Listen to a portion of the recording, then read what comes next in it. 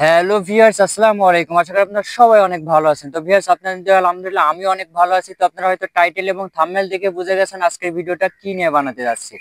তো ভিউয়ার্স, আজকের ভিডিওটা খুবই স্পেশালিস্ট হতে যাচ্ছে, বিশেষ করে যারা মালয়েশিয়াতে নতুন করে প্রবেশ করার জন্য যারা পাসপোর্ট বই জমা দিয়েছেন বা মেডিকেল করে ফেলছেন বা মেডিকেলে ইন্স্যুরেন্স হয়ে গেছে বা আপনার দালাল বা আপনার এজেন্সি আপনাদেরকে বলছে 2-1 এর ভিতরে আপনার কলিং পেপার চলে আসবে, এবং অনেকেরই কিন্তু কলিং পেপার চলে আসছে। তো আপনার বিষয়টা হচ্ছে যে কলিং পেপারটা সত্য নাকি মিথ্যা, বা আপনাদের মন বোঝানো কিছু নাকি, বা মালয়েশিয়া থেকেই ওই কলিং পেপারটা গিয়েছে নাকি, তো সেটা আপনারা কিভাবে চেক করবেন আজকের এই ভিডিওতে। কিভাবে আপনার কলিং পেপারটা বা ই ভিসাটা চেক করবেন এবং আপনার কলিং পেপারটা কোন অবস্থাতে আছে সেটা কিন্তু আজকে পুরো প্রসেসিংটা আপনাদের সাথে আজকে শেয়ার করব। তো কথা বাড়ছে না, চলুন তাহলে মূল ভিডিওটা শুরু করা যাক। তো ভাই চলে আসলাম কিন্তু আমরা মোবাইল স্ক্রিন, এবং আপনারাও হয়তো স্ক্রিনে দেখতে পাচ্ছেন। তো আমি আজকে পুরো প্রসেস পাসপোর্ট নাম্বার দিয়ে আপনার ভিসাটা কিভাবে চেক করবেন সেই প্রসেসিংটা আজকে আপনাদেরকে দেবো। তো আপনারা ভিডিওটা দেখতে থাকুন। তো প্রথমে কিন্তু আমি চলে আসলাম আমার মোবাইলের স্ক্রিনে। তো দেখতে পাচ্ছেন আমার মোবাইলের স্ক্রিনে কিন্তু চলে আসলাম। তো আমি একটা দেখাবো, সেই অ্যাপসটা প্রথমে আমাদেরকে ডাউনলোড করে নেওয়া লাগবে। তো প্রথমে আমরা চলে যাব প্লে স্টোরে। তো প্লে স্টোরে আসার পরে এখানে আপনারা সার্চ বক্সে আপনারা সার্চ করবেন এখানে Malaysian foreign worker, Malaysian foreign worker. তো আপনারা দেখতে পাচ্ছেন প্রথমেই যে অ্যাপসটা আছে এখানে লেখা আছে মালয়েশিয়ান ফরেন ওয়ার্কার অ্যাপসটা আছে। এই অ্যাপসটা কিন্তু আপনাদেরকে প্রথমে কিন্তু ইনস্টল করে নেওয়া লাগবে। তো আমার অলরেডি ইনস্টল করা আছে, তো আমাকে আর ইনস্টল করা লাগছে না। তো আমি এখান থেকে জাস্ট ওপেনে ক্লিক করে দেব। ওপেনে ক্লিক করে দেওয়ার পরে আপনাকে এখানে প্রথমে ল্যাঙ্গুয়েজ সিলেক্ট করা লাগবে। তো আমি first of all Bangla select করছি আপনাদের সুবিধার্থে।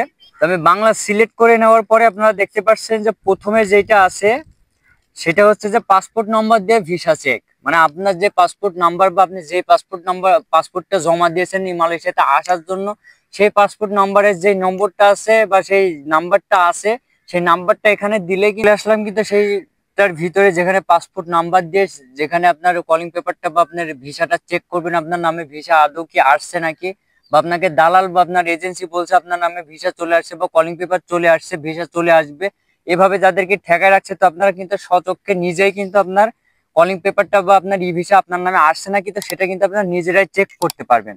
তো এখানে আপনার দেখতে পাচ্ছেন পাসপোর্ট নম্বর লিখুন। তো তার নিচে কিন্তু আপনি দেখতে পাচ্ছেন যেখানে কিন্তু লেখা আছে প্রথম অবস্থাতে লেখা আছে নিউ। তো নিউ এর এখানে কিন্তু লেখা আছে যে নিউ লেখা তখনই উঠবে যখন আপনার এজেন্সি আপনার ভিসার জন্য মালয়েশিয়া ইমিগ্রেশনের কাছে আবেদন করবে, তখন আপনি ইমিগ্রেশনের নাম্বার দিয়ে চেক করলে অনলাইনে নিউ লেখাটি দেখতে পারবেন। তো নিউ লেখাটা যাদের আসবে তারা হচ্ছে যে যে আপনার মালয়েশিয়াতে আপনার এজেন্সি আপনার নামে ভিসা ইস্যু করার জন্য আপনার আবেদন পাঠাইছে। যদি আবেদন পাঠায় তাইলে কিন্তু আপনাদের ওখানে কিন্তু নিউ লেখা দেবে। তো দ্বিতীয়তে আছে সেখানে হচ্ছে যে অ্যাপ্রুভ বা হচ্ছে সেটা গ্রহণ করা। তো এখানে কিন্তু লেখা আছে যে এপুবুর্তে অর্থে অ্যাপ্রুভ অর্থে আপনার ভিসার জন্য আবেদন গ্রহণ করেছে মালয়েশিয়ান ইমিগ্রেশন। বিষয়টা আরো ভালোভাবে বুঝতে নিচে ছবিটা খেয়াল করুন। যখন আপনার ভিসার বা আপনার নামের পাশে বা আপনার পাসপোর্ট নম্বরের পাশে যখন অ্যাপ্রুভ লেখা থাকবে, তখনই কিন্তু আপনি বুঝবেন যে আপনার যে আবেদনটা, যে আপনার এজেন্সি যে আবেদনটা করছিল সেই আবেদনটা আপনার হচ্ছে অ্যাপ্রুভ করেছে মালয়েশিয়ান ইমিগ্রেশন। তো দ্বিতীয়তে কিন্তু লেখা আছে পে। যদি